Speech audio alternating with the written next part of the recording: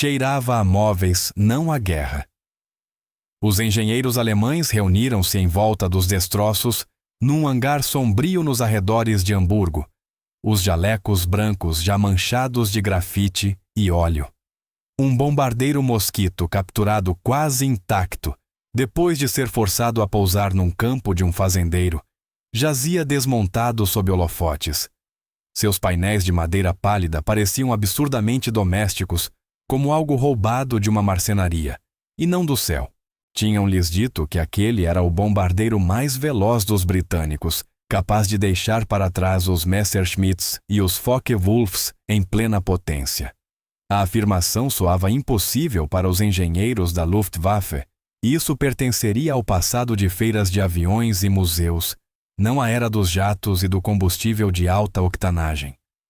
O Dr. Karl-Heinz Henkel, analista sênior de materiais do Luftfahrtministerium, ajustou os óculos e deu pequenos toques com os nós dos dedos, num dos painéis. O som não era metálico, mas surdo e ressonante como bater num caixão. "É compensado?" murmurou a incredulidade infiltrando-se na voz. Ao redor os técnicos riram baixo. Um bombardeiro de madeira disse um. Os ingleses devem ter ficado sem alumínio. Esperavam farpas e serragem, não uma arma que vinha humilhando suas defesas aéreas havia quase 2 anos. Do lado de fora, a chuva sibilava no telhado do hangar. Por dentro, o cheiro de resina fenólica enchia o ar agudo adocicado e químico algo entre verniz e açúcar queimado, aderindo às roupas e às gargantas enquanto trabalhavam. Começaram a catalogar cada componente com a precisão de cirurgiões. Nada de rebites, nada de soldas.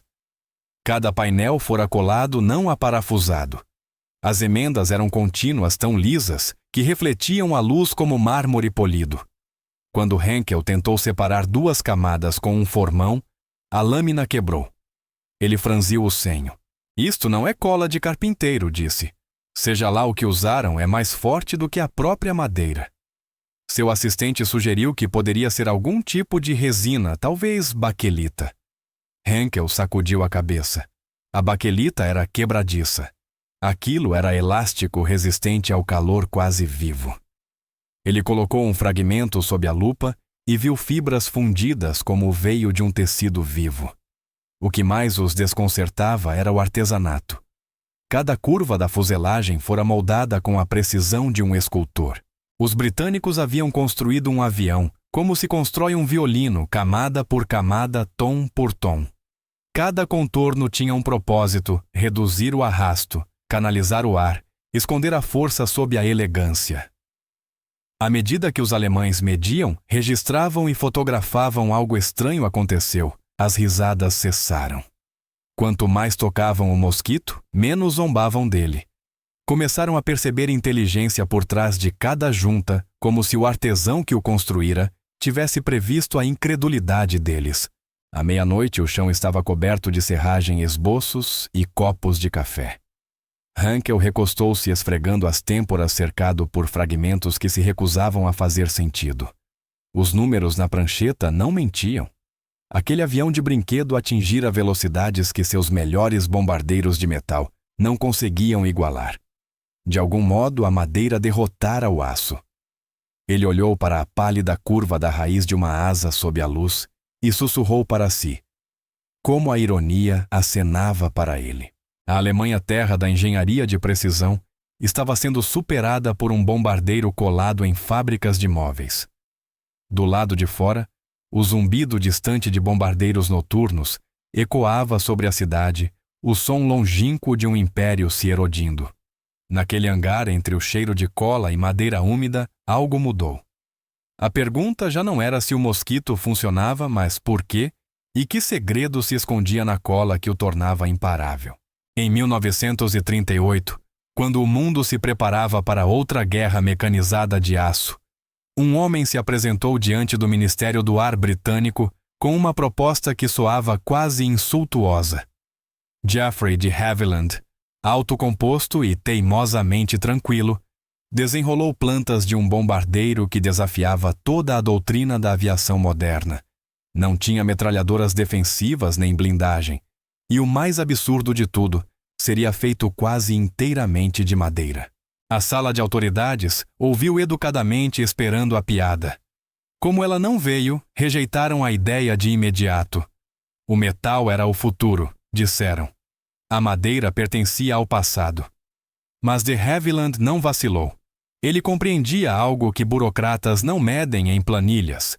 Velocidade é blindagem e simplicidade é sobrevivência. Naquela época, a Grã-Bretanha já estava no limite. O alumínio, sangue vital da produção aeronáutica, era consumido mais rápido do que podia ser refinado. Spitfires, Hurricanes e os novos Lancasters exigiam cada chapa de metal que a nação conseguia produzir. De Havilland olhou para a aritmética e viu não desastre, mas oportunidade. Sua empresa passara anos aperfeiçoando a construção em madeira para aeronaves leves e aviões de corrida. O interior da Grã-Bretanha estava repleto de pequenas oficinas marceneiros, fabricantes de pianos artesãos de gabinetes homens habilidosos em moldar madeira, mas sem lugar na guerra do metal. E se pensou ele essas mãos pudessem ser voltadas a construir algo mais rápido, mais leve e mais silencioso do que qualquer coisa na Terra, ele idealizou um bombardeiro sem torres, nem equipes de artilheiros, com cabine para 2 homens aerodinâmica, afinada até o perfil de uma bala. Em vez de rebites camadas de compensado de bétula, seriam coladas com madeira de balsa equatoriana no núcleo materiais, escolhidos não pelo prestígio, mas pela geometria bétula, pela resistência balsa, pela leveza, unidas por uma cola mais forte que qualquer fixador mecânico.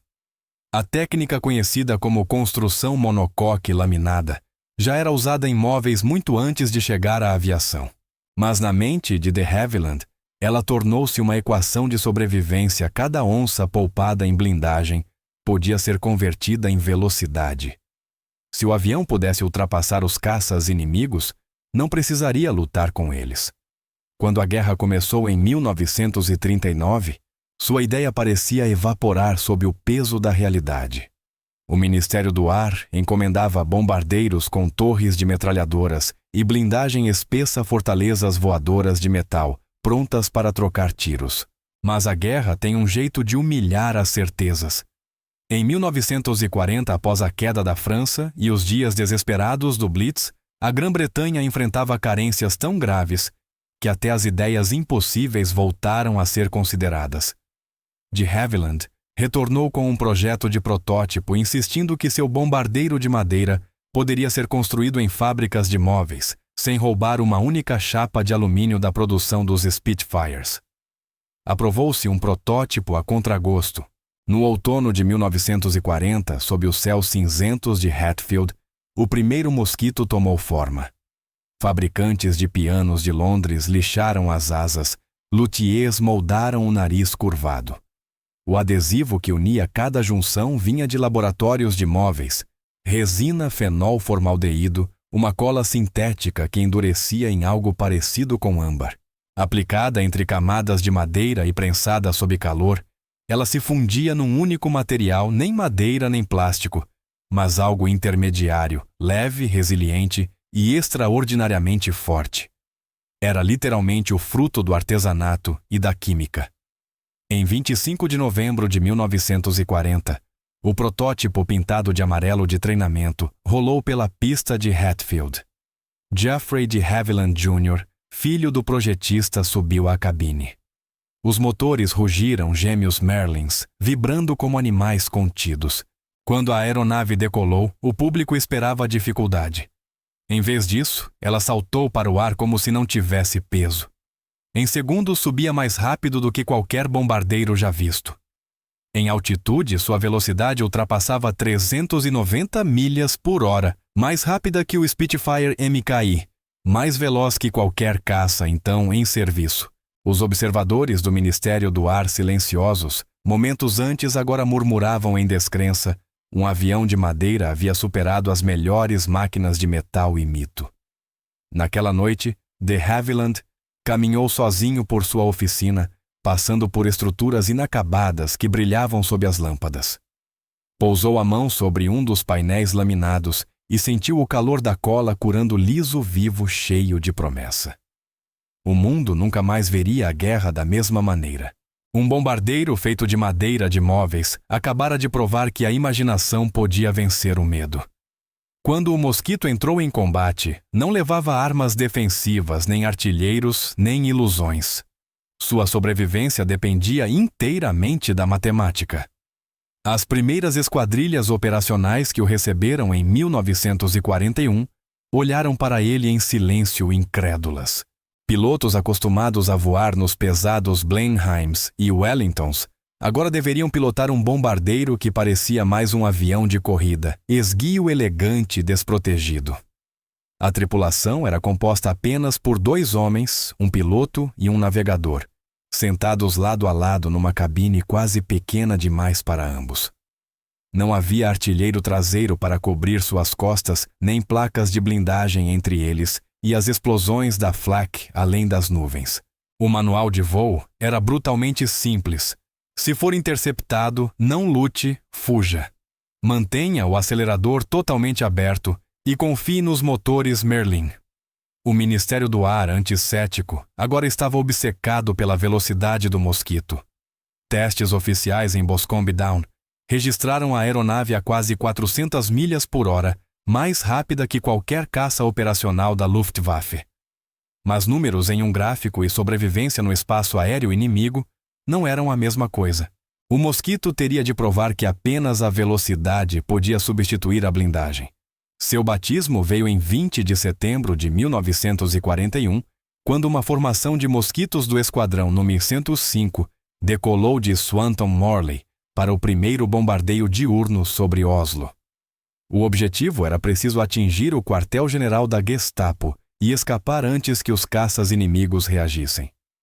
A apenas 15 metros acima do mar, os bombardeiros seguiram rumo à Noruega suas asas de madeira cortando o borrifo e a névoa. As estações de radar os detectaram tarde demais. Quando o alarme chegou ao comando da Luftwaffe, os mosquitos já estavam no caminho de volta. Caças alemães decolaram de Stavanger, mas nunca conseguiram reduzir a distância. Testemunhas em terra relataram um rugido fantasmagórico seguido de silêncio como se os bombardeiros tivessem desaparecido no ar. Cada aeronave retornou à base ilesa. O teste seguinte seria ainda mais audacioso. Em janeiro de 1943, um voo de reconhecimento de mosquitos penetrou profundamente no espaço aéreo de Berlim em plena luz do dia. As sirenes da cidade uivaram pela primeira vez em meses, não por causa de um ataque maciço, mas por 2 bombardeiros desarmados voando mais rápido que os caças de defesa. Os operadores de radar da Luftwaffe viram os pontos nas telas acelerarem além de qualquer perseguição possível.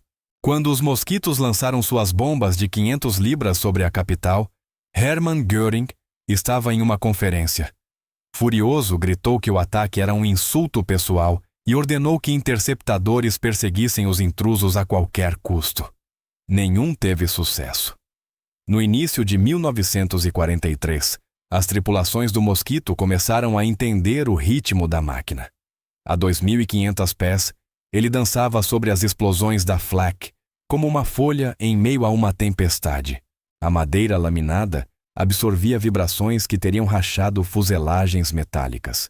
Mesmo impactos diretos raramente provocavam incêndios. A ausência de alumínio significava menos faíscas e menor risco de ignição dos vapores de combustível. Os pilotos o descreviam como algo vivo, flexível, indulgente e responsivo. Uma tripulação retornando de um bombardeio a baixa altitude sobre Colônia contou como o fogo inimigo os perseguiu pelo Vale do Reno. Os projéteis pareciam flutuar ao nosso lado e depois cair. Era como se o próprio ar nos protegesse. A reputação do Mosquito espalhou-se rapidamente entre ambos os lados. Os jornais britânicos o chamavam de a Maravilha de Madeira. Os pilotos alemães de Der Teufel aus Holz, o Diabo de Madeira. Seu impacto na moral foi imediato. As esquadrilhas da Luftwaffe, estacionadas na Europa ocupada, receberam novas ordens: se um mosquito for avistado, não o persiga, a menos que as condições sejam perfeitas. A aeronave não podia ser alcançada em voo nivelado, e em mergulho acelerava além dos limites estruturais dos aviões alemães. Cada missão adicionava novas lendas.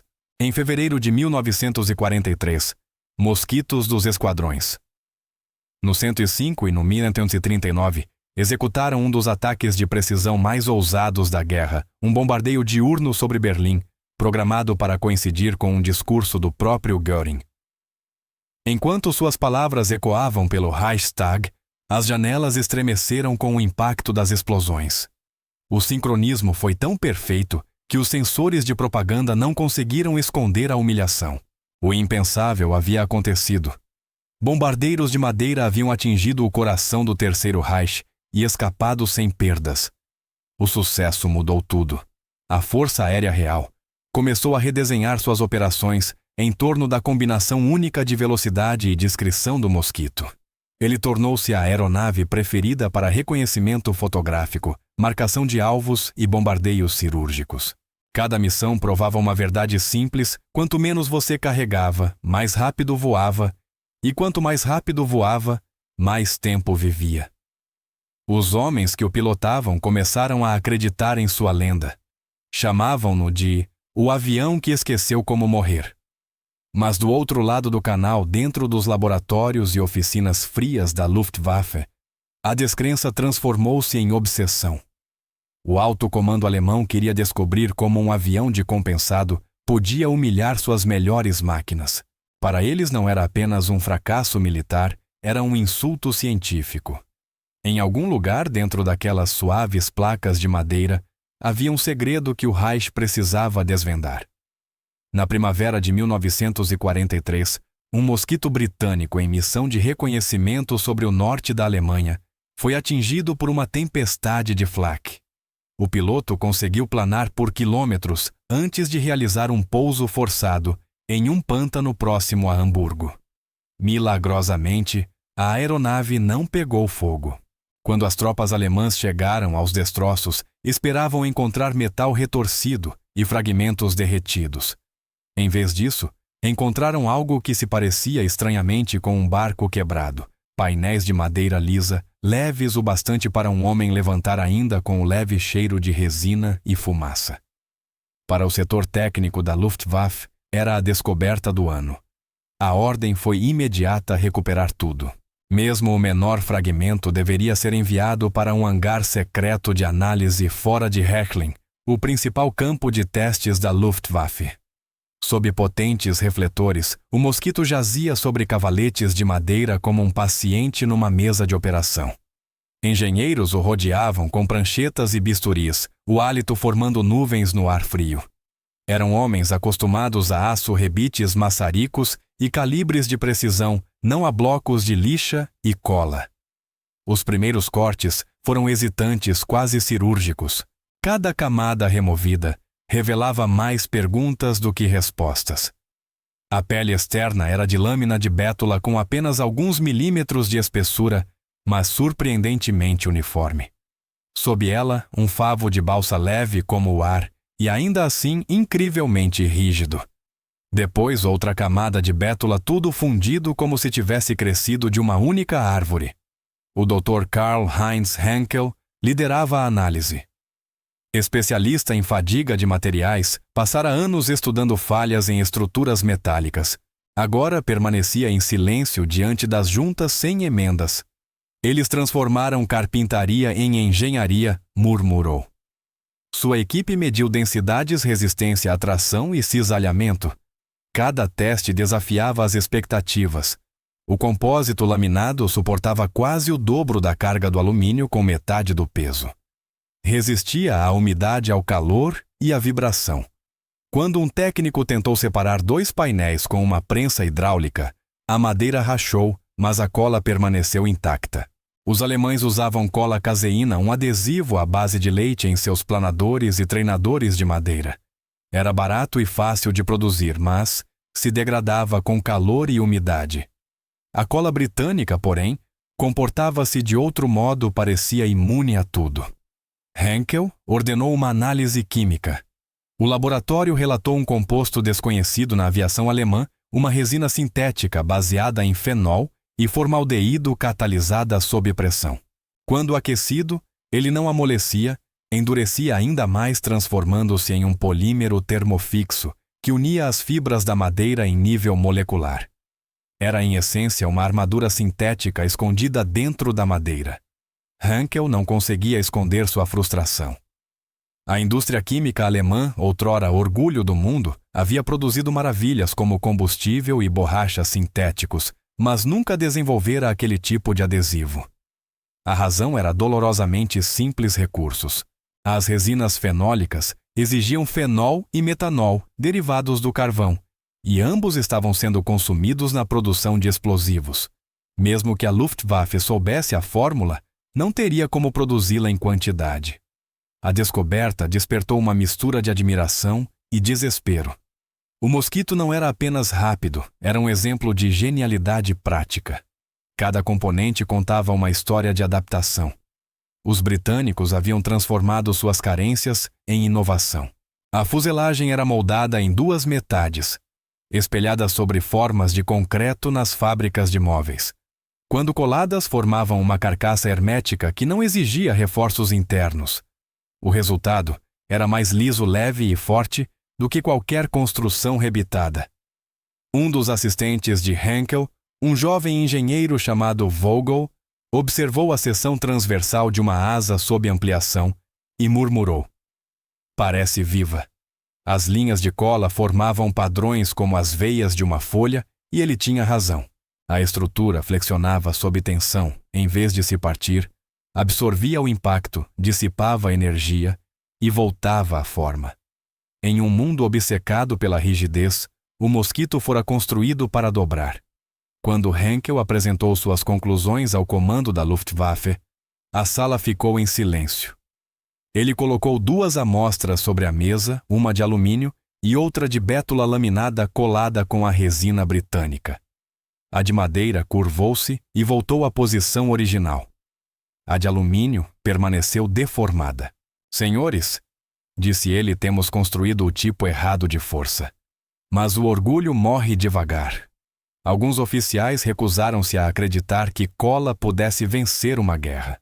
Outros exigiram uma réplica alemã, o Mücke, o mosquito alemão, para provar o conceito. No fundo, porém, os engenheiros sabiam a verdade, poderiam copiar a forma, as dimensões, até os motores, mas não poderiam copiar a alma do mosquito, a cola que transformara a madeira frágil em arma.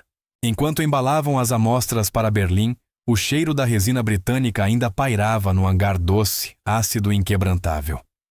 Henkel ficou um pouco mais, passando a mão enluvada sobre a asa estilhaçada. "Eles construíram isso em uma fábrica de móveis", sussurrou. "E nós, com todo o nosso aço, não conseguimos alcançá-lo.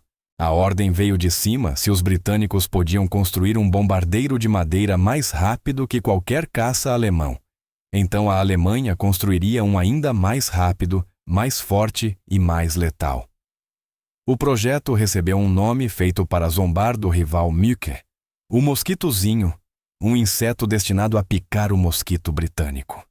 No papel, parecia uma declaração de orgulho, uma tentativa de provar que a engenharia alemã podia dominar qualquer invenção dos aliados. Na prática, tornou-se uma tragédia lenta de arrogância e excesso de confiança. Os primeiros protótipos foram atribuídos a uma pequena equipe no Luftfahrtforschungsanstalt, em Braunschweig. Eles começaram com os desenhos capturados do mosquito e os fragmentos que a equipe de Henkel havia catalogado meticulosamente. Mas desde o início, os números os traíram. Os britânicos haviam usado leve madeira de balsa importada do Equador, um material ao qual a Alemanha já não tinha acesso por causa do bloqueio aliado. Os engenheiros alemães substituíram-na por pinho e faia, mais duros, mais pesados e mais disponíveis. Uma única seção de asa que pesava 280 quilos no mosquito subiu para 410 no modelo do Mücke. A cola também foi um compromisso. Sem acesso à resina fenólica, a equipe voltou a usar adesivo de caseína misturado com formolina para retardar a degradação. Funcionava bem o bastante. Em clima seco, mas sob calor e umidade, começava a amolecer um defeito que todos reconheceram, mas ninguém ousou relatar. Ainda assim, a máquina de propaganda do Reich exigia resultados. Os relatórios de Hankel, alertando sobre a instabilidade do adesivo, foram discretamente reescritos antes de chegar a Berlim. Ordens de produção foram emitidas para fábricas de móveis em Dresden e Kassel, ironicamente os mesmos tipos de oficinas que os britânicos haviam usado com sucesso. Mas os trabalhadores alemães enfrentavam outra realidade: escassez de materiais, bombardeios constantes e falta de mão de obra treinada. O mosquito nascera da criatividade.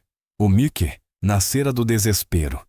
No final de 1943, o primeiro protótipo estava concluído, uma imitação pálida mas elegante do avião britânico. Sob os refletores, parecia convincente: motores duplos, fuselagem lisa, dimensões idênticas. Mas a ilusão terminou assim que deixou o solo. Durante o voo inaugural, o piloto de testes Hauptmann Ernst Kessler notou comandos lentos e vibrações inesperadas em alta velocidade. A 350 milhas por hora, as asas começaram a ressoar. As camadas laminadas gemiam audivelmente. Em minutos finas, rachaduras se espalharam pelas bordas dianteiras. Ele reduziu a potência e pousou bruscamente. O trem de pouso cedeu sob a tensão. Quando os engenheiros examinaram os danos, encontraram o culpado: a umidade infiltrara-se nas linhas de cola, enfraquecendo as juntas. O adesivo não havia falhado completamente, mas havia amolecido o suficiente para alterar o formato aerodinâmico. Na aviação, o suficiente já era fatal. O segundo protótipo não se saiu melhor, construído com colas modificadas e reforços extras, voava mais pesado e mais lento. No papel, atingia 360 milhas por hora, mais rápido que um Heinkel He-111, mas ainda 50 milhas mais lento que o mosquito que deveria alcançar. Um terceiro protótipo desintegrou-se totalmente durante um teste de mergulho em baixa altitude. Os investigadores tentaram culpar o piloto, mas a verdade era óbvia: a madeira havia se deslaminado em pleno voo, arrancando a asa da fuselagem. Em 1944, o projeto Mücke estava na prática morto. O que restou foram relatórios volumosos, meticulosos, cheios de tabelas e gráficos, mas também algo raro na documentação técnica alemã: desespero. Um memorando de um engenheiro sênior admitia que o design não podia alcançar o nível da construção britânica por limitações fundamentais de material. Outro, rabiscado nas margens de um relatório de teste, dizia simplesmente: estamos lutando contra a física compapelada. No Ministério da Aviação do Reich, ninguém queria dar a notícia a Hermann Göring. Sua fúria com o mosquito já se tornara lendária.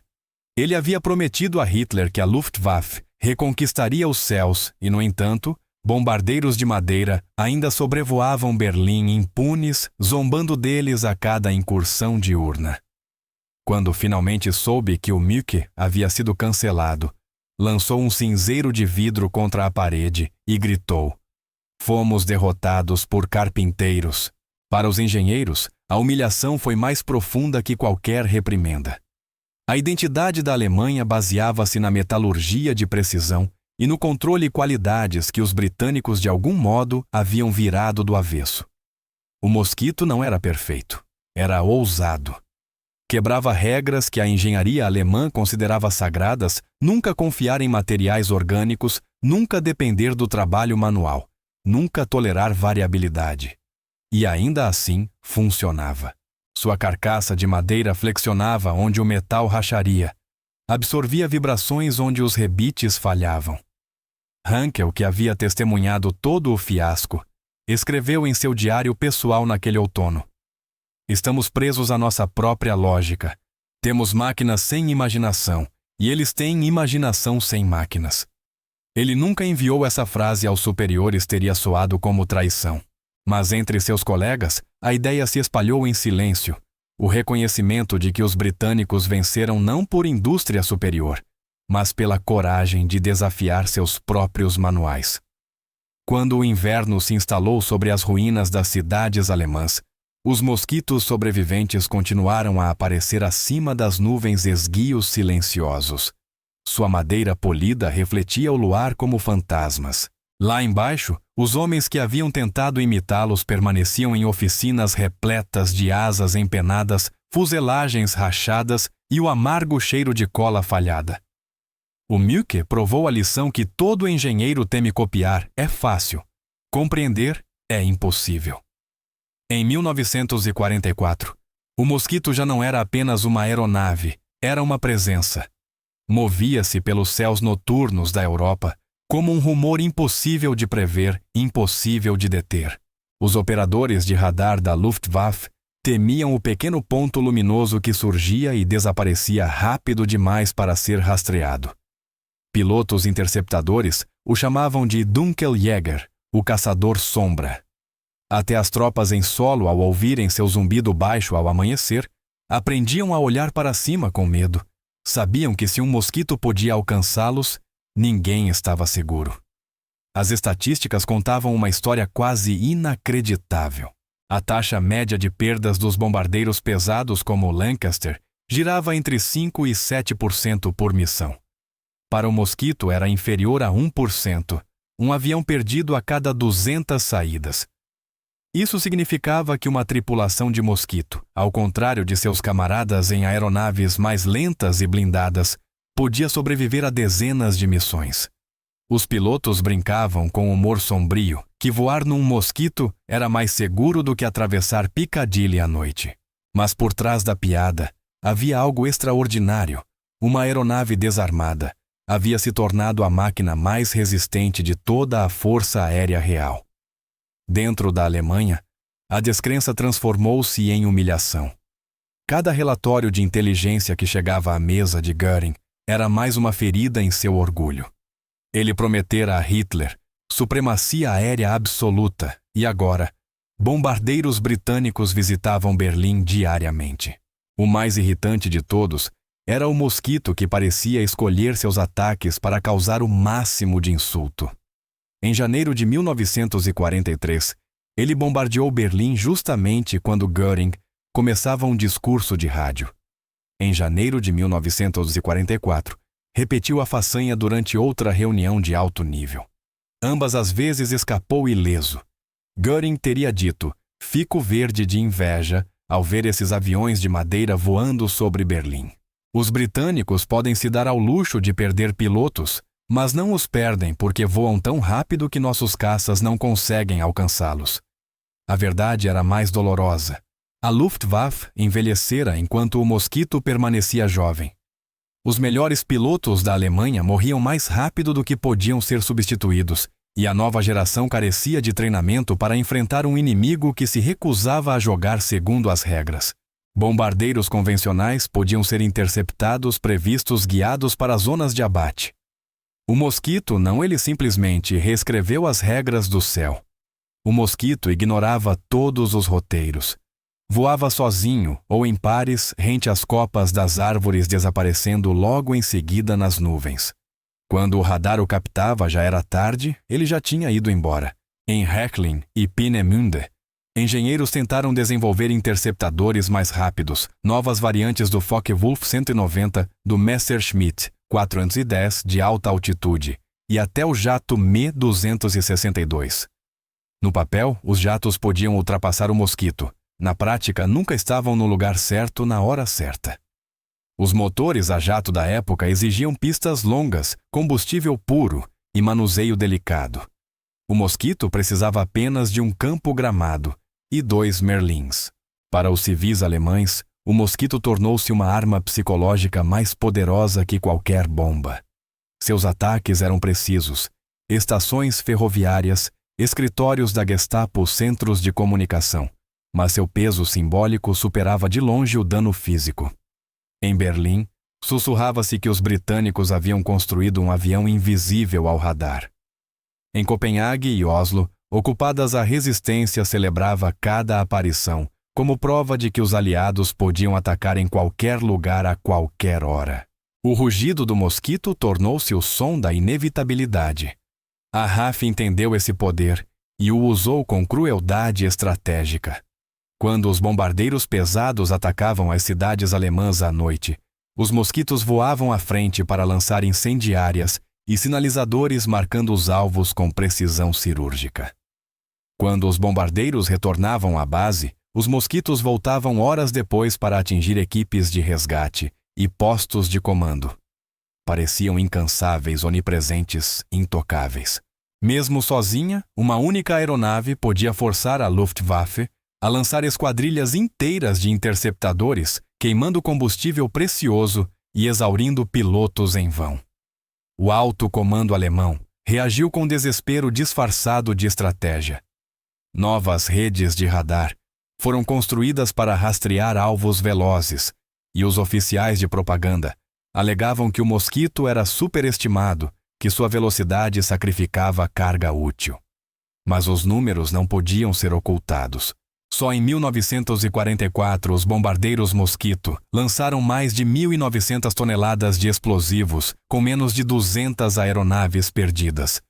O índice era tão eficiente que um oficial britânico brincou: "Isto não é um bombardeiro, é um bisturi." No outono, a raiva de Göring transformou-se em superstição. Ordenou a seus assistentes que nunca mencionassem o nome da aeronave durante as reuniões, como se o silêncio pudesse apagá-la. Registros do comando de caças mostram um padrão de exaustão. Pilotos alegando perseguir fantasmas que desapareciam nas nuvens. Estações de radar relatando ecos falsos, movendo-se mais rápido que seus próprios limites de calibração. Mecânicos juravam ter visto mosquitos em altitudes que nenhum motor a pistão poderia alcançar. O mito havia ultrapassado a máquina. O Dr. Henkel, o engenheiro que certa vez dissecara o mosquito capturado, observava tudo de seu laboratório. Parara de corrigir os colegas quando chamavam o avião de fantasma. Em suas anotações particulares escreveu: "Não é a madeira que nos assusta, é a ideia de que algo tão leve possa carregar tanto poder." No último inverno da guerra, o simples nome mosquito bastava para silenciar uma sala nos centros de comando alemães. Relatórios de avistamentos vinham acompanhados de suspiros, não de alarmes. Todos sabiam que quando o alerta chegava, o dano já estava feito.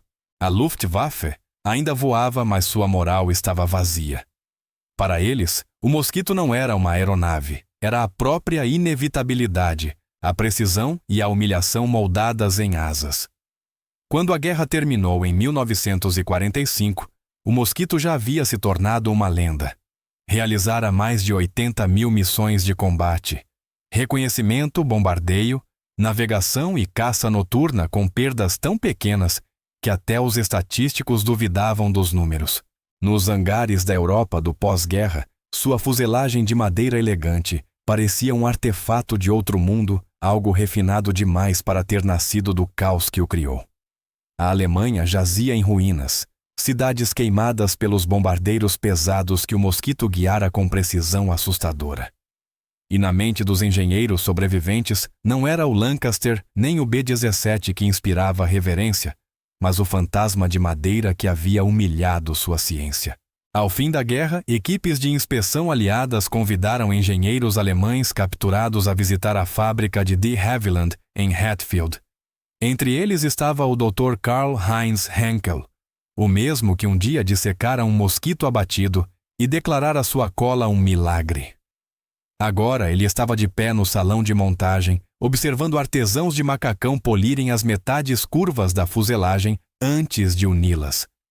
O cheiro de resina enchia o ar novamente químico penetrante e inesquecível. Ele virou-se para seu acompanhante britânico, um jovem engenheiro recém-saído da universidade, e perguntou quantos homens haviam projetado aquele processo. O britânico sorriu. Poucos o conceberam, mas milhares o construíram. Essa frase ficou com Henkel por anos. Em seu relatório do pós-guerra, Henkel escreveu que o verdadeiro segredo do mosquito não era a química nem a aerodinâmica, mas a cultura, a disposição de deixar artesãos e cientistas compartilharem o mesmo espaço. Onde as fábricas alemãs eram regidas por hierarquias rígidas e medo do fracasso, os britânicos haviam permitido a improvisação. Um fabricante de violinos podia ensinar a um engenheiro sobre ressonância, um químico podia aprender com um marceneiro. Dessa colisão de mundos nasceu algo que nenhuma teoria pura poderia ter previsto. As lições se espalharam rapidamente.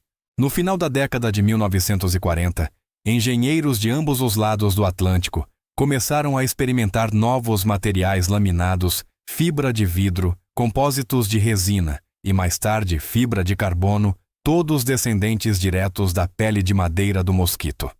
O que havia nascido da escassez tornou-se a base da abundância. Até a recém-formada indústria aeroespacial americana estudou os métodos de de Havilland. Os engenheiros da Boeing chamaram o mosquito de o ancestral de toda a fuselagem composta que construímos hoje. Na Grã-Bretanha, a lenda da aeronave cresceu silenciosamente. A Força Aérea Real manteve os mosquitos em serviço até meados da década de 1950, muito depois de os jatos dominarem os céus. Os pilotos amavam sua agilidade, seu silêncio e sua alma. Um veterano disse: "Parecia que o avião queria viver tanto quanto você." Os museus o exibiam como uma obra-prima do design em tempos de guerra. Mas aqueles que o haviam construído lembravam-se de algo mais simples: o cheiro de serragem, o ritmo dos pincéis mergulhados em cola, o som dos fabricantes de pianos martelando longarinas enquanto Londres tremia sob o Blitz. Para o próprio de Havilland, o sucesso foi uma vindicação. Sua ideia impossível não apenas funcionara, mas mudara o próprio significado da engenharia. Ele disse certa vez a um jornalista: "Nunca tentamos superar o inimigo pela força. Tentamos superá-lo pelo pensamento." Suas palavras ecoariam por gerações de projetistas que vieram depois. E para os alemães que tentaram imitar o mosquito, a aeronave tornou-se um espelho refletindo seus próprios limites. Os protótipos Mücker foram derretidos após a guerra. Nenhum sobreviveu. Mas nos arquivos da nova indústria aeronáutica da Alemanha Ocidental, as anotações de Henkel permaneceram. A última linha de seu diário de guerra dizia: "Eles provaram que a imaginação, quando disciplinada pela necessidade, é mais forte que o aço." O tempo transformou o mosquito de uma arma em uma lição. Ele ensinou que o progresso às vezes nasce não da abundância, mas do desespero, não do metal e da força, mas da ousadia de ver beleza no comum. De madeira compensada e cola, surgiu uma máquina que aterrorizou um império e redefiniu o que era possível. Hoje, os historiadores ainda debatem se o mosquito foi o maior avião da Segunda Guerra Mundial. Mas os números falam por si mais rápido que qualquer caça de sua era mais leve, que qualquer bombardeiro e mais mortal para o orgulho do inimigo do que para suas tropas. Quando você passa por um deles em um museu, sua superfície ainda brilha como carvalho envernizado. É quase possível sentir o cheiro da resina, o fantasma daquela cola que um dia desafiou um império. Os homens que o construíram já se foram seus nomes espalhados por arquivos e aeródromos. E mesmo assim sua ideia continua viva. Cada vez que um avião moderno decola com asas de compósito ou que uma espaçonave é lançada envolta em resina e fibra, ela carrega o espírito do mosquito. Eles provaram que a tecnologia não nasce do conforto, mas da coragem, a coragem de construir o que todos os outros chamam de impossível. Então, da próxima vez que você vir a fotografia de um mosquito esguio, liso e silencioso, lembre-se do que ele representou não apenas a engenhosidade britânica, nem apenas a necessidade da guerra, mas o momento em que a imaginação superou o medo.